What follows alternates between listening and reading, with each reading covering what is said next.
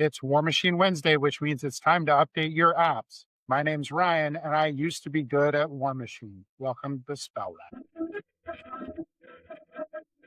As with any Wednesday, we've gotten an update from Steamforge for Warmachine Wednesday. So let's see what they posted. First off, here is they've got some art here for Kishtar. Absolutely gorgeous art. I love this. I think it's beautiful. I want to paint the model now. Past that, the real big announcement is the release and the rules of Captain Kazimir Morozov. And he is a 30mm Warlock that can shift into this 50mm based Warlock.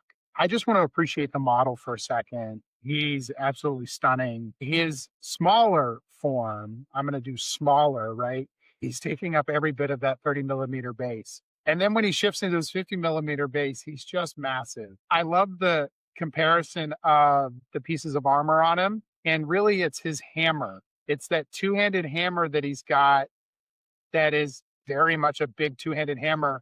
And then it turns into what looks like this little one-handed hammer on this bigger model. But absolutely gorgeous. I love him, especially with his little bear pet. It's just perfect. Okay, and then they gave us rules. So obviously these rules were downloaded into the app. Here he is, our new Warlock. He is a 18 health. He's a 15, 16 on his small based form. You know, reasonable stats. 18 HP is pretty decent. Speed 6, magic attack 5, so not the most magical prowess. Mat 7, arcane 6, control 14. That's pretty nice. Control 14, even though the arcane 6 stack. Let's look at his abilities. His Field Marshal Righteous Vengeance. Let's read that one. If one or more friendly warrior models were destroyed or removed by an enemy attack while within 5 inches, during the maintenance, you can move up to 3 inches and make the basic attack. This is effectively just regular vengeance, but it's applying to if a warrior model, outside of your unit gets hit. This makes a number of cohort models, including himself, pretty scary. Both he and your cohort models, if you threat like a native 12 inches, now you're threatening 15, and you could make a free attack along the way. That makes clearing out little units very troubling. You're going to have to choose when you clear out warrior models. You're probably going to want to do it in mass and then back up. Otherwise, you're going to get wrecked by a heavy. He does have Prowl in his base form, so he can hide a little bit as he's kind of coming up the field. He has Tempered Shifting. We're going to get to that in a minute. I want to finish reviewing his small form. He has Ursa Minor, which is probably that big two-handed weapon that he's got. Range 2, POW 14. Again, we said Mat 7, and he's got beat back. Pretty solid. Let's look at his spells real quick. Carnage. Carnage is fantastic.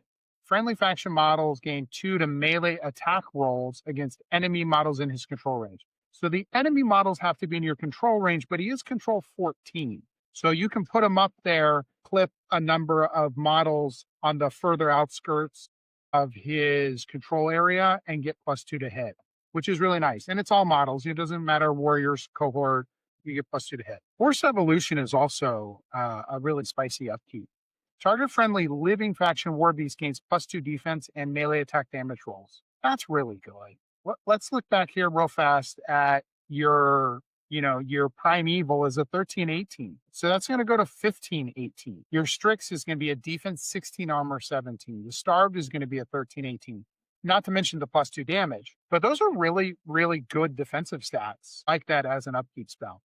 Let's go back here now to the Tempered Shifting, and then we'll read his feat. It says that he begins the game in human form, so he starts in his 30mm base. If he suffers damage from a continuous effect or an enemy attack, after the damage has been resolved, you can choose to replace him with his shifted form. So you simply take one and you pull it aside and you put the new one in its place. If you choose to do so, you remove all damage from him, so he heals. And then effects on the 30mm base are applied to the 50mm base. So if he was on fire or stranglehold or something, those effects stay. And so that's the main thing. If he gets hit, if he takes damage, he can bear out.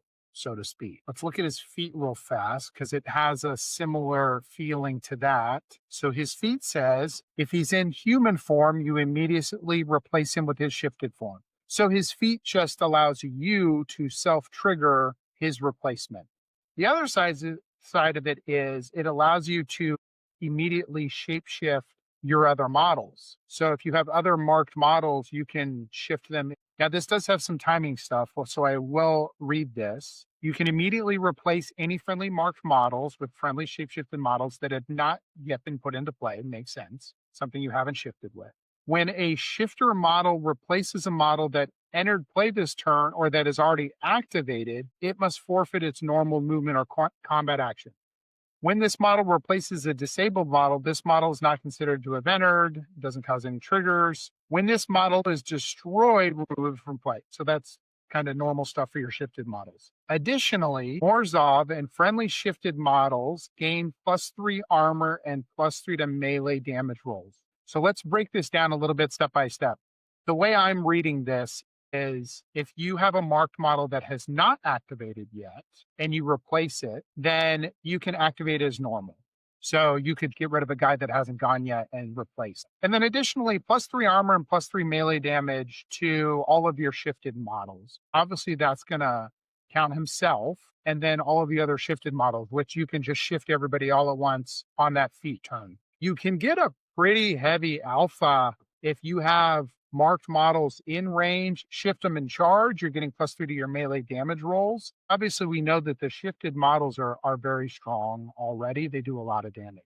We already talked about his spells. So let's look at his bear forms. He has follow-up. If this model slams an enemy model, you can immediately follow up to where the slammed model gets to. Okay, so clearly this model can slam somewhere. We'll find that out in a minute. He has overtake. If you destroy an enemy model with a combat action, you can move him 1 inch. So it gets you to move up the battlefield a little bit further. And he counts as an Ursine shifted and shapeshifter model. So that's going to matter for stacking some of your buffs. Let's look at his weapons here.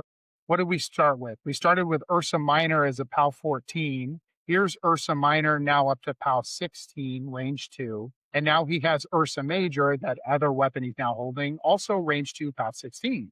We look at Ursa Major, though, it has combo strike, combo smite. So you could charge, use your star attack, slam somebody, they'll move D6 inches, and then you could follow up with them. Imagine if you did this on a smaller or medium based model that was, say, closer to somebody's Warcaster, you could hit them, slam them, follow up, overtake, and then reach a caster. So there's a pretty long threat range here if you need it. Now, one thing I don't see on his card is a way to turn back into his human form. So apparently once you go bear, you never go back, right? So he's going to stay in this 13, 18 form, still Arc 6, Control 14. He still has access to his spells. He's just more of this melee monster with less defense and higher armor. Let's talk real quick about his buffs that he can receive once he becomes a shifted model. What I really want to look at is the Ursine Apex. Under his leadership, within 10 inches of this model, Ursine shifted models gain Defiant Rage and Retaliatory Strike. Retaliatory Strike says you attack something that attacks you. Now let's read Defiant Rage. When this model is damaged by an enemy attack after the attack is resolved, this model gains +2 armor and +2 melee attacks for 1 round. Okay, so this happens once the attack is resolved. If we look back at him, if he takes damage in his tempered shifting, after the damage has been resolved, you can choose to replace this model. So once the damage is resolved, you replace this model. Come down here. When this model is damaged by an enemy attack after the attack is resolved. So you're going to resolve damage, replace him, then you're going to resolve the attack, and you're going to get this buff. So that's a long way of saying if you do attack him and he does shift, he is going to gain +2 armor and +2 melee for 1 round. So what that means is it makes it a very interesting play style. You can put Morozov pretty far up the field he's going to be a 15, 16, right? He's going to take the first hit. He's going to heal. He doesn't really care because here it says that he heals. And then he's going to shift and gain 2 armor. So once he shifts, he's going to be a 13, 20. If you are playing him up the field, having a 13-20 is a pretty solid body outside of any other buffs that you could possibly give him, right? He's just going to have that with himself and the other unit. And then he's also going to get +2 to his damage rolls. Now he loses Righteous Vengeance in this form. He's going to be a speed 6, range 2, so he's going to threat 11 inches. Still, being a 13-20 lets you put him up the battlefield, survive, be aggressive, and then you're threatening with POW 18 attacks. You could kill a heavy or try to get after a caster. Keep in mind, you also have this combo smite, so it gives them a really long threat range. I think the spell list is fantastic between Carnage and Forced Evolution. I think the ability to shift and then feed off some of the buffs of the rest of old Umbrey's models, of which there are many. The main one I just really wanted to hit on was getting that +2 armor and +2 damage. I think he looks like he's a ton of fun. There's going to be a careful line between playing him on the front line and having him scare pieces away, because you don't want to put anything near this guy because he's going to kill it. Similarly, you got to be careful how far you put him up, or otherwise he's going to get killed. So there's a careful balance there to be had, which I think will create a really fun playstyle. I think he's going to see a lot of table time. Is he going to be a tournament caster? That's going to depend on what you can properly put around him and how much you can bully people with him. But he's going to be a lot of fun to paint and play no matter what. All right, that's it for this Wednesday. Thanks for watching. Please like and subscribe. Until next time, thank you.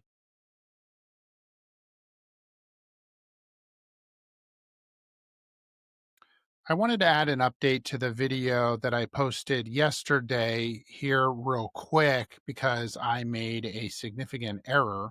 That error was in the way the feat works. What is important here is that when a model that you're going to shapeshift has already activated, the shapeshifted model must forfeit its normal movement and combat action. I initially read that as or. Usually it's an or as we see it in the game. So I've already corrected the video to remove that stuff out, but I do want to talk about this a second. After seeing this, I find him significantly less interesting, and this feels like a lot of Scornergy. If you bring 6 shifted models and the marked models die because they get attacked, that's fine. The marked model went, it did its thing, out came a shifted model. If you shift all those models yourselves, then you're just paying a premium for all of these solos. And I dislike that Scornergy quite a bit. It feels like it hamstrings the list.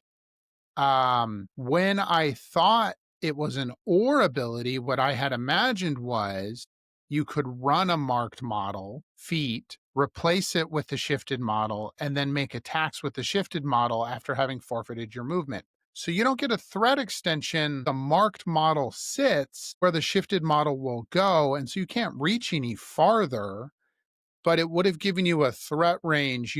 Marked model could have run 11 inches, and then you place your shifted model, just increases the threat range a little bit. Anyway, I wish it wasn't, or I think it makes him much more interesting, and I think it gives him a lot of variable play patterns that now don't exist. So I'm a little bit bummed that I was wrong, but wanted to correct the video and then post this additional commentary. All right, thanks everyone.